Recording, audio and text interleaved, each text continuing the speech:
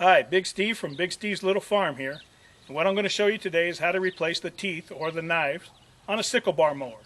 Now the sickle bar mower that I use is a John Deere 350. Has a 7-foot arm on it. Now if you're not using a John Deere 350, that's okay, because what I show you today will apply to just about any sickle bar mower. Now if you notice here, I'm missing a tooth.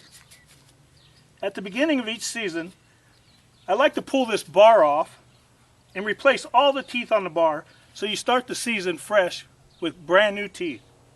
And depending on how much you mow or cut that season, you might have to change them again a couple times. So if you notice, each knife is mounted with 2 rivets. And when these fall off out in the field, the rivets usually shear off right at the bar.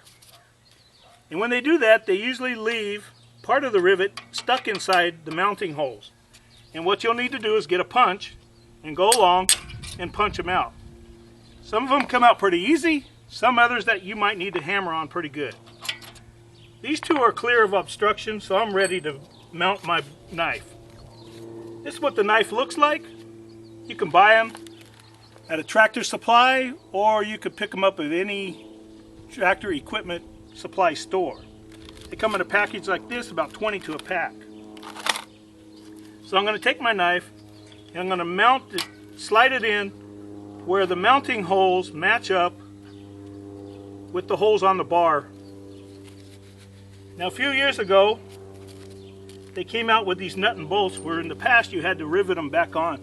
They came out with these nut and bolts, which made it a lot easier. And if you look real close, you'll see that each bolt has these fins up near the collar, near the head of the bolt. And these allow you to pressure the bolt into the holes to resist vibration, so they don't come out while you're back out in the field.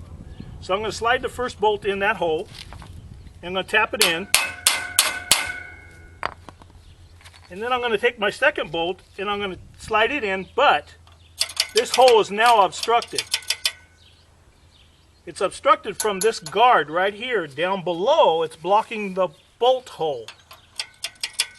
So what I'm going to need to do is I will come over here to the fan belt where the wheel is, and with the PTO disengaged, I'm going to move this wheel back and forth. And if you notice, the teeth move back and forth when I move it. And I move it until my punch slides all the way down and I know that my hole is unobstructed, and I have a clear bolt hole there. So I will take the second bolt and I will hammer it in. So now I got both bolts mounted in nice and tight. I'm going to take my glove off for this next step, because I'll take these nuts, which are lock bolts, lock nuts, and I will go up underneath and I will start threading them on the bolt from underneath. And I'll get that one started. Then I'll go along with my ratchet wrench with a 7/16 inch socket on it, and I will tighten them up nice and firm. Be careful not to over tight.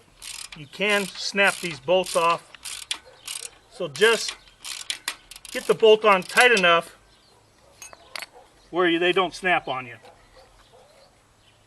And then I'll go along and I'll do the same with the second bolt. I'll have to move the knife over a little. So that's pretty much it. That's a quick fix to get you back in the field cutting hay again. I hope you like this video. If you do, show me by clicking on the like button with a thumbs up. And if you want to know more about what we do here on our little farm, click on the subscribe button. I'd appreciate it. This is Big Steve from Big Steve's Little Farm. Thanks for watching.